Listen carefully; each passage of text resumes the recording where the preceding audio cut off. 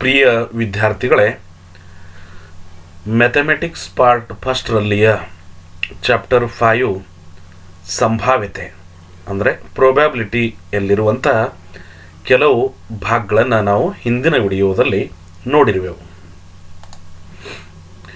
Welcome to CBB tutorial. ಸಂಭಾವ್ಯತೆ video number 3. ನಾವು ಈಗ ಈ ಪಾಠದ ಮುಂದಿನ ಭಾಗವನ್ನು ನೋಡುವ ಮಕ್ಕಳೇ. ಇಲ್ಲಿ ಘಟನೆಯ ಸಂಭಾವ್ಯತೆ, probability of an event. The probability of an event A in a finite sample space S is written as probability of A. ಅಂದರೆ ಯಾವುದೇ ಕ್ರಮವಿಲ್ಲದ ಮಾದರಿ ಅವಕಾಶದಲ್ಲಿರುವಂತಹ ಪ್ರಯೋಗದಲ್ಲಿ ಮಾದರಿ ಅವಕಾಶ ಎಸ್ ಮತ್ತು ಎ ಇದು ಪ್ರಯೋಗಕ್ಕೆ ಸಂಬಂಧಿಸಿದ ಅಪೇಕ್ಷಿತ ಘಟನೆಯಾಗಿದ್ದರೆ ಪ್ರೊಬ್ಯಾಬಿಲಿಟಿ ಆಫ್ ಎ ಎಂದು ನಾವು ಬರೆಯುತ್ತೇವೆ. ನೋಡಿ ಮಕ್ಕಳೇ, ಒಂದು ಸಣ್ಣ ಸರಳ ಪ್ರಯೋಗವನ್ನು ಮಾಡೋಣ. ಒಂದು ಚೀಲದಲ್ಲಿ ಸಮಾನ ಆಕಾರದ 4 ಚೆಂಡುಗಳಿವೆ. ಅವುಗಳಲ್ಲಿ 3 ಬಿಳಿ ಹಾಗೂ 1 ಕಪ್ಪು ಬಣ್ಣದ ಚೆಂಡುಗಳಿವೆ. ಅದರಲ್ಲಿ ಒಂದು ಚೆಂಡನ್ನು ಕಣ್ಣು ಮುಚ್ಚಿ ತೆಗೆಯುವುದಿದೆ. ತೆಗೆದ ಚೆಂಡು ಬಿಳಿದಾಗಿರುವ ಸಾಧ್ಯತೆ ಹೆಚ್ಚು ಇದೆ ಎಂಬುದು ಸಹಜವಾಗುತ್ತದೆ. ಅಂದರೆ ನಮಗಿಲ್ಲಿ ಇಲ್ಲಿ ಸಮಾನ ಆಕಾರದ 4 ಚೆಂಡುಗಳು, ಅವುಗಳಲ್ಲಿ 3 ಇಳಿವೆ. ಕಪ್ಪು ಬಣ್ಣದ ಚೆಂಡು 1 ಇದೆ. ಅಂದರೆ ಬಿಳಿಯ ತೆಗೆಯುವಂತಹ ಸಾಧ್ಯತೆ ನಮಗೆ ಹೆಚ್ಚಿಗಿದೆ ಎಂದು ಕಂಡುಬರುತ್ತದೆ. ಗಣಿತದ ಭಾಷೆಯಲ್ಲಿ ಯಾವುದೇ ಅಪೇಕ್ಷಿತ ಘಟನೆಯ ಸಾಧ್ಯತೆಯನ್ನು ನಿರ್ದೇಶಿಸುವ ಸಂಖ್ಯೆಗೆ ಸಂಭಾವ್ಯತೆ ಎಂದು ಕರೆಯುತ್ತಾರೆ. ಅದನ್ನು ಈ ಮುಂದಿನ ಸೂತ್ರವನ್ನು ಉಪಯೋಗಿಸಿ ಸಂಖ್ಯೆಯಿಂದ ಅಥವಾ ಶತಮಾನದಲ್ಲಿ ರೂಪಾಂತರ ಮಾಡಲಿಕ್ಕೆ ಬರುತ್ತೆ. ಯಾವುದೇ ಕ್ರಮವಿಲ್ಲದ ಪ್ರಯೋಗದಲ್ಲಿ ಮಾದರಿ ಅವಕಾಶ ಎಸ್ ಇದ್ದರೆ ಮತ್ತು ಎ ಇದು ಆ ಪ್ರಯೋಗಕ್ಕೆ ಸಂಬಂಧಿಸಿದ ಅಪೇಕ್ಷಿತ ಘಟನೆ ಇದ್ದರೆ ಆ ಘಟನೆಯ ಸಂಭಾವ್ಯತೆ ಪಿ ಆಫ್ ಎ ದಿಂದ ತೋರಿಸುತ್ತಾರೆ ಮತ್ತು ಮುಂದಿನ ಸೂತ್ರದಿಂದ ನಿಶ್ಚಯಿಸುತ್ತಾರೆ. Probability of A is equal to number of sample points in event A upon number of sample points in sample space. ಅಂದರೆ probability of A equal to ಘಟನೆ ಎದಲ್ಲಿಯ ಮಾದರಿ ಘಟಕಗಳ ಸಂಖ್ಯೆ ಅಪಾನ್ ಮಾದರಿ ಅವಕಾಶದಲ್ಲಿಯ ಒಟ್ಟು ಘಟಕಗಳ ಸಂಖ್ಯೆ. ಅಂದರೆ P of A equal to N of A upon N of S. ಈ ರೀತಿ ಈ ಸೂತ್ರವನ್ನು ನಾವು ಉಪಯೋಗಿಸುವರಿದ್ದೇವೆ. ಇಲ್ಲಿ ಎ ಇರುವುದರಿಂದ ಎನ್ ಆಫ್ ಎ ಆಯಿತು. ಒಂದು ವೇಳೆ ಬಿ ಇದ್ದರೆ ಎನ್ ಆಫ್ ಬಿ ಎಂದು ತೆಗೆದುಕೊಳ್ಳಬೇಕು, ಸಿ ಇದ್ದರೆ ಎನ್ ಆಫ್ ಸಿ ಎಂದು ತೆಗೆದುಕೊಳ್ಳಬೇಕು. ಘಟನೆಯಲ್ಲಿ ಯಾವ ಅಕ್ಷರವನ್ನು ನಾವು ತೆಗೆದುಕೊಂಡಿರುತ್ತೇವೆಯೋ ಆ ಸೂತ್ರವನ್ನು ನಮಗೆ ಇಲ್ಲಿ ಪ್ರೊಬ್ಯಾಬಿಲಿಟಿ ಎಂದು ಉಪಯೋಗಿಸಬಹುದು. ನೋಡಿ, ನಾವೀಗ ಈ ಮೇಲಿನ ಪ್ರಯೋಗದ ಬಗ್ಗೆ ಸ್ವಲ್ಪ ವಿವರ ನೋಡೋಣ. ಒಂದು ಸರಳ ಪ್ರಯೋಗದಲ್ಲಿ ಒಂದು ಚೀಲದಲ್ಲಿ ಸಮಾನ ಆಕಾರದ 4 ಚೆಂಡುಗಳಿವೆ. ಅವುಗಳಲ್ಲಿ 3 ಬಿಳಿ ಹಾಗೂ 1 ಕಪ್ಪು ಬಣ್ಣದ ಚೆಂಡು ಇದೆ. ಮೇಲಿನ ಪ್ರಯೋಗದಲ್ಲಿ ತೆಗೆದ ಚೆಂಡು ಬಿಳಿ ಇರುವ ಘಟನೆ ಎ ಇದ್ದರೆ n of A equal to 3. ಅಂದರೆ ಬಿಳಿಯ ಚೆಂಡು 3 ಇವೆ ಮತ್ತು ಒಟ್ಟು 4 ಚೆಂಡುಗಳು ಇರುವುದರಿಂದ n of S equal to 4 ಆಯಿತು. ತೆಗೆದ ಚೆಂಡು ಬಿಳಿ ಇರುವ ಸಂಭಾವ್ಯತೆ probability of A equal to N of A upon N of S. ಅಂದರೆ 3 ಅಪಾನ್ 4. ಅದರಂತೆ ತೆಗೆದ ಚೆಂಡು ಕಪ್ಪು ಇರುವುದು ಈ ಘಟನೆ ಬಿ ಇದ್ದರೆ n of B equal to 1. Probability of B equal to N of B upon N of S equal to 1 upon 4 ಆಗುತ್ತೆ. ಈ ರೀತಿ ನಾವು ನೋಡಬಹುದು. ಈಗ ಒಂದು ಉದಾಹರಣೆ ನೋಡಿ ತಮ್ಮ ಗಮನಕ್ಕೆ ಬರುತ್ತೆ ಮಕ್ಕಳೇ. ಒಂದು ನಾಣ್ಯವನ್ನು ಹಾರಿಸಲಾಗಿದೆ. ಕೆಳಗಿನ ಘಟನೆಗಳ ಸಂಭಾವ್ಯತೆ ಕಂಡುಹಿಡಿಯಿರಿ. ಚಿತ್ತು ದೊರೆಯುವುದು, ಟಪ್ಪು ದೊರೆಯುವುದು. ಇಲ್ಲಿ ಪ್ರೊಬ್ಯಾಬಿಲಿಟಿ ತೆಗೆಯುವಾಗ ಎಸ್ ಇದು ಮಾದರಿ ಅವಕಾಶ ಇದೆ ಎಂದು ತಿಳಿಯುವ. Therefore S equal to H T. ಅಂದರೆ ಇಲ್ಲಿ ಮಾದರಿ ಅವಕಾಶ ಘಟಕಗಳ ಸಂಖ್ಯೆ n of S equal to 2 ಆಯಿತು. ಇಲ್ಲಿ ಒಂದನೇ ಘಟನೆ ಏನಿದೆ ನೋಡಿ, ಎ ಈ ಘಟನೆಯ ಕರಾರು ಚಿತ್ತು ದೊರೆಯುವುದಾಗಿದೆ ಎಂದು ತಿಳಿಯುವ.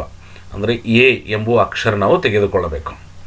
ಎ ಇಲ್ಲಿ ಕೇವಲ ಚಿತ್ತು ದೊರೆಯುವಂಥದ್ದು ಇರೋದ್ರಿಂದ ಎ ಗಡದಲ್ಲಿ ಅಂದರೆ ಘಟನೆ ಎದಲ್ಲಿ ಎಚ್ ಮಾತ್ರ ಬರುವುದು. N of A equal to 1. Therefore probability of A is equal to ಅಂದರೆ P of A equal to N of A upon N of S is equal to ಇಲ್ಲಿ N of ಎದ ಬೆಲೆ 1, N of S ದ ಬೆಲೆ 2. Therefore P of A equal to 1/2 ಅಂದರೆ ಚಿತ್ತು ದೊರೆಯುವಂಥ ಸಂಭಾವ್ಯತೆ 1/2 ಇರುತ್ತದೆ. ಈ ಘಟನೆಯ ಸಂಭಾವ್ಯತೆ. ಎರಡನೇದಾಗಿ ತಪ್ಪು ದೊರೆಯುವಂಥ ಸಂಭಾವ್ಯತೆ ನೋಡಿ, ಬಿ ಈ ಘಟನೆಯು ತಪ್ಪು ದೊರೆಯುವುದಾಗಿದೆ ಎಂದು ತಿಳಿಯುವ. ಬಿ ಘಟನೆಯಲ್ಲಿ ಬಿ ಇಲ್ಲಿ ತಪ್ಪು ದೊರೆಯುವುದಿರುವುದರಿಂದ ಬಿ ಘಟನೆ ಟಿ ಆಯಿತು. N of B equal to 1. Therefore P of B equal to N of B upon N of S is equal to 1/2 ಅಂದರೆ probability of B is equal to 1/2 ಅಂದರೆ ಘಟನೆಯ ತಪ್ಪು ದೊರೆಯುವ ಸಂಭಾವ್ಯತೆ 1/2 ಇರುತ್ತದೆ. ಈ ರೀತಿ ಉದಾಹರಣೆಯನ್ನು ತಾವು ಬಿಡಿಸಬೇಕು. ಈಗ ನೋಡಿ, ಯೋಗ್ಯ ರೀತಿಯಲ್ಲಿ ಬೆರೆಸಿದ 52 ಇಸ್ಪಿಟ್ ಎಲೆಗಳ ಕಟ್ಟಿನಿಂದ ಒಂದು ಎಲೆ ಹೊರತೆಗೆದರೆ ಘಟನೆಗಳ ಕೆಳಗಿನ ಸಂಭಾವ್ಯತೆ ಕಂಡು ಹಿಡಿಯಿರಿ. ನೋಡಿ ಮಕ್ಕಳೇ, ಆ ಎಲೆ ಕೆಂಪು ಬಣ್ಣದ್ದಾಗಿರುವುದು ಇದು ಮೊದಲನೇದಿದೆ. ಆ ಎಲೆ ಚಿತ್ರಯುಕ್ತವಾಗಿರುವುದು ಇದು ಎರಡನೇದಾಗಿದೆ.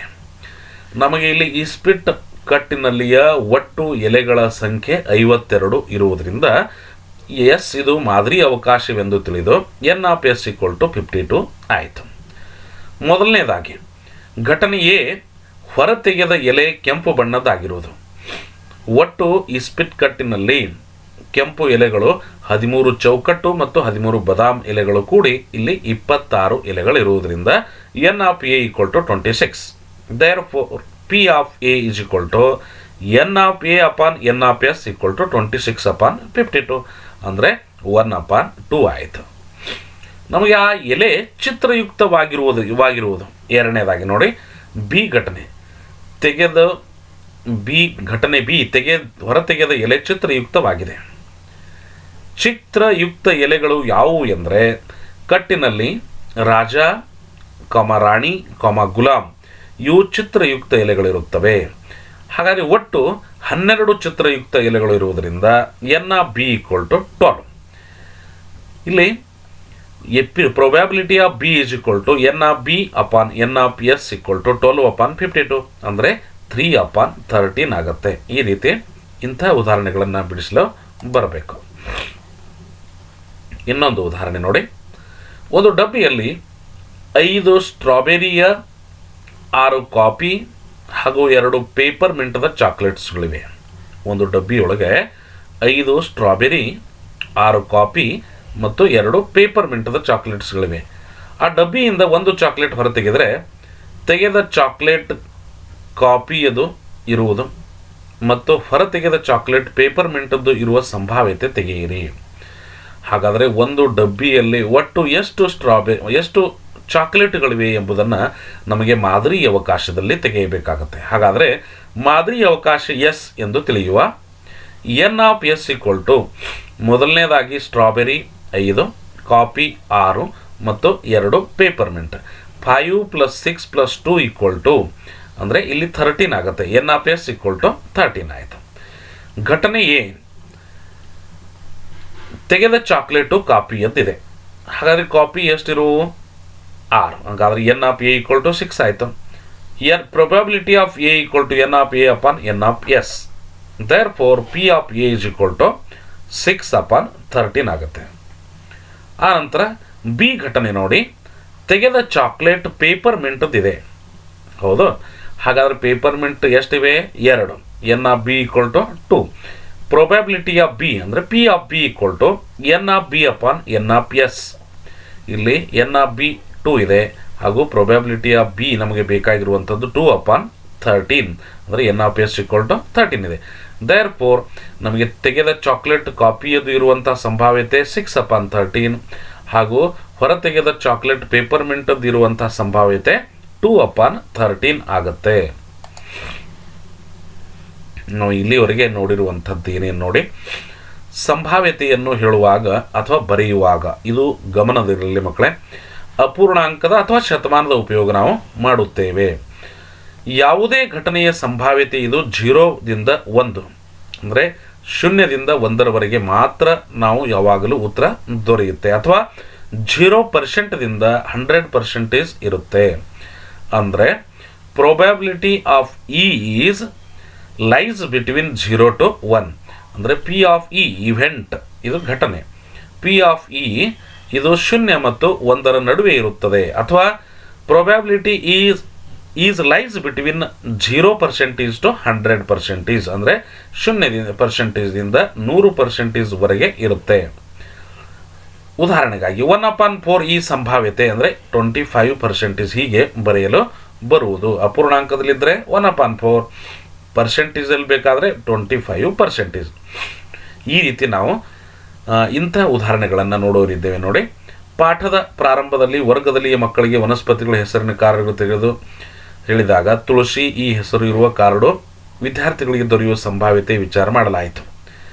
ಒಂದೇ ಕಾರ್ಡ್ ಮೇಲೆ ತುಳಸಿ ಈ ಹೆಸರಿದೆ, 40 ವಿದ್ಯಾರ್ಥಿಗಳಿಗೆ ಪ್ರತಿಯೊಬ್ಬರಿಗೆ ಒಂದು ಕಾರ್ಡನ್ನು ತೆಗೆದಿದ್ದರೆ ಪ್ರತಿಯೊಬ್ಬರಿಗೆ ತುಳಸಿ ಈ ಹೆಸರು ಬರುವ ಸಂಭಾವ್ಯತೆ 1/40 ಇದೆ. ಮೊದಲನೆಯ ಅದರಂತೆ ಮಧ್ಯದ ಯಾರಾದರೂ ಅಥವಾ ಕೊನೆಯ ಕಾರಣ ತೆಗೆಯುವ ಸಲುವಾಗಿ ನಮಗೆ ಆ ಕಾರ್ಡು ದೊರೆಯುವ ಸಂಭಾವ್ಯತೆ ಎಷ್ಟಿರಬಹುದು ಎಂಬುದನ್ನು ಕೂಡ ನೀವು ನೋಡಬಹುದು. ಈಗ ನೋಡಿ ಮಕ್ಕಳೇ, ಒಂದು ಉದಾಹರಣೆ ನಿಮಗೆ ಸಂಕೀರ್ಣ ಪ್ರಶ್ನೆ ಸಂಗ್ರಹದಲ್ಲಿ, ಈ ಸಂಭಾವ್ಯತೆ ಪಾಠದಲ್ಲಿಯ ಸಂಕೀರ್ಣ ಪ್ರಶ್ನೆ ಸಂಗ್ರಹದಲ್ಲಿಯ ಕೆಲವು ಉದಾಹರಣೆಗಳಿವೆ. ತಾವು ಇಂಥ ಉದಾಹರಣೆಗಳನ್ನು ಪ್ರಾಕ್ಟೀಸ್ ಮಾಡಿ. ಇವು 3 ಅಥವಾ 4 ಗುಣಗಳಿಗೆ ಇಂಥ ಉದಾಹರಣೆಗಳನ್ನು ಕೂಡ ಕೇಳುತ್ತಾರೆ. ನೋಡಿ, ಇಲ್ಲಿ 0, 1, 2, 3, 4 ಇವುಗಳಲ್ಲಿಯ ಅಂಕಗಳನ್ನು ತೆಗೆದುಕೊಂಡು 2 ಅಂಕಿ ಸಂಖ್ಯೆ ತಯಾರಿಸುವುದಿದೆ. ಅಂಕಗಳನ್ನು ಪುನಃ ಉಪಯೋಗಿಸಿದರೆ ನಡೆಯುವುದು. ಇದು ಗಮನದಲ್ಲಿರಲಿ. ಕೆಲವೊಂದು ಉದಾಹರಣೆಗಳಲ್ಲಿ ಅಂಕಗಳನ್ನು ಪುನಃ ಉಪಯೋಗಿಸಬಾರದು ಎಂದು ಹೇಳಿರುತ್ತಾರೆ, ಆದರೆ ಇಲ್ಲಿ ಅಂಕಗಳನ್ನು ಪುನಃ ಉಪಯೋಗಿಸಿದರೆ ನಡೆಯುವುದು ಎಂದು ಹೇಳಿದ್ದಾರೆ. ಹಾಗಾದರೆ ಕೆಳಗಿನ ಘಟನೆಗಳ ಸಂಭಾವ್ಯತೆ ತೆಗೆಯಿರಿ. ಆ ಸಂಖ್ಯೆ ಮೂಲ ಸಂಖ್ಯೆಯಾಗಿರುವುದು ಒಂದನೇದಾಗಿ, ಆನಂತರ ಎರಡನೇದು ಆ ಸಂಖ್ಯೆ 4ರ ಪಟ್ಟಿನಲ್ಲಿ ಇರುವುದು, ಮೂರನೇದು ಆ ಸಂಖ್ಯೆ 11ರ ಪಟ್ಟಿನಲ್ಲಿ ಇರುವುದು. ಇವು 3 ಸಂಭಾವ್ಯತೆಯನ್ನು ತೆಗೆಯುವುದಿದೆ. ನೋಡಿ, ಮೊದಲಿಗೆ ನಮಗೆ ಇಲ್ಲಿ 1, 2, 3, 4 0, 1, 2, 3, 4 ಇರುವುದರಿಂದ 5 ಅಂಕಗಳನ್ನು ಕೊಟ್ಟಿರುವುದರಿಂದ ಈ 5 ಅಂಕಗಳಿಗೆ ತಯಾರಾಗುವಂಥ ಸಂಖ್ಯೆಗಳು ಪ್ರತಿಯೊಂದು ರಿಪೀಟ್ ನಮಗೆ ಪುನಃ ಬರೆದ್ರೆ ನಡೆಯುತ್ತೆ. ಹಾಗಾದರೆ ನೋಡಿ, ಮೊದಲನೇದಾಗಿ 2 ಅಂಕ ಮಾಡಬೇಕಾಗಿದ್ದರೆ 0, 1 ಎಂದರೆ ಅದು 1 ಆಗುತ್ತೆ, ಅಂದರೆ 2 ಅಂಕ ಆಗುವುದಿಲ್ಲ. 0, 2 ಅಂದರೆ ಕೂಡ 2ನೇ, ಅದಕ್ಕೆ 0ದಿಂದ ಪ್ರಾರಂಭ ಮಾಡಕೂಡದು ಮಕ್ಕಳೇ. ನೋಡಿ, ಗಮನದಲ್ಲಿರಲಿ. ಹಾಗಾದರೆ ಉಳಿದ ಸಂಖ್ಯೆಗಳು ಎಷ್ಟು ಉಳಿದವು? 4 ಸಂಖ್ಯೆಗಳು ಉಳಿದು 0 ಬಿಟ್ಟರೆ. ಹಾಗಾದರೆ ಈ 0ದ ಉಪಯೋಗ ಮಾಡೋರಿದ್ದೇವೆ ನಾವು. 4 ಗುಂಡ್ಲೆ ಈ ಒಟ್ಟು ಅಂಕಗಳು 5, 4, 5 20 ಅಂಕಗಳು ನಮಗೆ ಬರಬೇಕು ಅನ್ನುವಂಥದ್ದು ತಮ್ಮ ಗಮನದಲ್ಲಿರಲಿ. ನೋಡಿ, 1ರಿಂದ ಪ್ರಾರಂಭ ಮಾಡವ. ಇಲ್ಲಿ 1, 0 ಅಂದರೆ 10, 1, 1, 11, 1, 2, 12, 1, 3, 13, 1, 4, 14 ಆಗುತ್ತೆ. ಈ ರೀತಿ ಪ್ರತಿಯೊಂದರ ಉಪಯೋಗ 5 ಸಂಖ್ಯೆಗಳನ್ನು ನಾವು ಬರೆಯಬಹುದು. ಆನಂತರ 2 ಪ್ರಾರಂಭ ಮಾಡಿದ್ರೆ 2, 0 ಅಂದರೆ 20, 2, 1, 21, 2, 2, 22, 2 ಮತ್ತು 3, 23, 2 ಮತ್ತು 4, 24. ಆನಂತರ 3ರಿಂದ ಪ್ರಾರಂಭ ಮಾಡಿದ್ರೆ 3, 0, 3, 1 ಅಂದರೆ 30, 31, 32, 33, 34. ಆನಂತರ 4ರಿಂದ ಪ್ರಾರಂಭ ಮಾಡಿದ್ರೆ 4, 0 ಅಂದರೆ 40, 41, 42, 43, 44 ಆಗುತ್ತೆ. therefore n of s = 20. ಈ ರೀತಿ 20 2 ಅಂಕಿ ಸಂಖ್ಯೆಗಳನ್ನು ನಾವು ತಯಾರು ಮಾಡಿದ್ದೇವೆ. ನಾವಿಲ್ಲಿ 0 ಮತ್ತು 1, 0ದಿಂದ ಪ್ರಾರಂಭ ಮಾಡಿದ್ರೆ 0, 1 ಅಂದರೆ 1, 0, 2 ಅಂದರೆ 2 ಆಗುತ್ತೆ. ಆದ್ದರಿಂದ ಅದು 2 ಅಂಕಿ ಆಗೋದಿಲ್ಲ ಮಕ್ಕಳಿಗೆ, ಗೊತ್ತಿರಲಿ. ಆನಂತರ ಮೊದಲನೇದಾಗಿ ನೋಡಿ, ಘಟನೆ ಎ ಇದು ಎ ಆ ಸಂಖ್ಯೆ ಮೂಲ ಸಂಖ್ಯೆಯಾಗಿರುವುದು. ಈ ಘಟನೆ ನಾವು ತೆಗೆದುಕೊಳ್ಳುವ ಅಂದರೆ ಪ್ರೈಮ್ ನಂಬರ್ಸ್. ಎ ಘಟನೆಯಲ್ಲಿ ನೋಡಿ, ಮೂಲ ಸಂಖ್ಯೆಗಳಲ್ಲಿ ಇರುವಂಥ ಮೂಲ ಸಂಖ್ಯೆಗಳು ಯಾವುವು? 11, 13, 23, 31, 41, 43 ಇವೆ. therefore n of a = 6 ಆಗುತ್ತೆ. ಹಾಗಾದರೆ probability of a = n of a upon n of s ಅಂದರೆ 6/20 = 3/10 ಆಯಿತು. ಇಲ್ಲಿ ನೋಡಿ, ಆ ಸಂಖ್ಯೆ 4ರ ಪಟ್ಟಿನಲ್ಲಿರುವುದು. ಮಲ್ಟಿಪಲ್ ಆಫ್ 4 ಅಂದರೆ ಬಿ ಘಟನೆ ನಾವು ತಿಳಿದುಕೊಂಡಾಗ ಬಿ ಘಟನೆಯಲ್ಲಿ ಆ ಸಂಖ್ಯೆ 4ರ ಪಟ್ಟಿನಲ್ಲಿರುವುದು ಎಂದು ತಿಳಿಯುವ. ಇಲ್ಲಿ 4ರ ಪಟ್ಟಿನಲ್ಲಿ ಬರುವಂಥ ಮೊದಲನೇ ಸಂಖ್ಯೆ ನೋಡಿ 12. ಆನಂತರ 20 ಕೂಡ 4ರ ಪಟ್ಟಿನಲ್ಲಿದೆ. 24, 28, 32, 40 ಹಾಗೂ 44. Therefore n of B equal to 6 ಆಗುತ್ತೆ. ಇಲ್ಲಿ ಕೂಡ probability of B is equal to N of B upon N of S is equal to 6/20 equal to 3/10. ಆನಂತರ ಮೂರನೇದಾಗಿ ನೋಡಿ ಆ ಸಂಖ್ಯೆ 11ರ ಪಟ್ಟಿನಲ್ಲಿ ಇರುವುದು ಅಂದರೆ ಮಲ್ಟಿಪಲ್ ಆಫ್ 11. ಈ ಘಟನೆ ಆ ಸಂಖ್ಯೆ 11ರ ಪಟ್ಟಿನಲ್ಲಿ ಇರುವಂಥದ್ದಿದೆ ಎಂದು ತಿಳಿಯೋಣ. ನಾವು ಈ ಘಟನೆಯಲ್ಲಿರುವಂಥ ಸಂಖ್ಯೆಗಳು 11ರ ಪಟ್ಟಿನಲ್ಲಿ ಬರುವಂಥ ಇದರಲ್ಲಿರುವಂಥ ಸಂಖ್ಯೆಗಳು ನೋಡಿ 11, 22, 33, 44 ಆಗುತ್ತೆ. Therefore n of C equal to 4. Probability of C equal to N of C upon N of S is equal to 4/20 equal to 1/5. ಈ ರೀತಿ ಇಂತಹ ಉದಾಹರಣೆಗಳನ್ನು ತಾವು ಪುನಃ ಪ್ರಾಕ್ಟೀಸ್ ಮಾಡಿ ಸರಿಯಾಗಿ ಈ ಪಾಠವನ್ನು ಸುಲಭ ರೂಪದಲ್ಲಿ ತಾವು ಗುಣಗಳನ್ನು ಪಡೆಯಬಹುದು ಮಕ್ಕಳೇ. ಈಗ ಇನ್ನೂ ಒಂದು ಉದಾಹರಣೆ ನೋಡಿ. ಒಂದು ದಾಳದ ಪೃಷ್ಠಭಾಗದ ಮೇಲೆ ಅಂದರೆ ಈ ರೀತಿ ಇರುವಂಥ ದಾಳದ ಪೃಷ್ಠಭಾಗದ ಮೇಲೆ 0, 1, 2, 3, 4, 5 ಈ ಅಂಕೆಗಳಿವೆ. ಇಲ್ಲಿ ಗಮನದಲ್ಲಿರಲಿ ಮಕ್ಕಳೇ, ದಾಳ ಯಾವಾಗಲೂ ನಾವು 1, 2, 3, 4, 5, 6 ಸಂಖ್ಯೆಗಳನ್ನು ಬರೆದಿರತಕ್ಕಂಥ ದಾಳ ಇರುತ್ತೆ.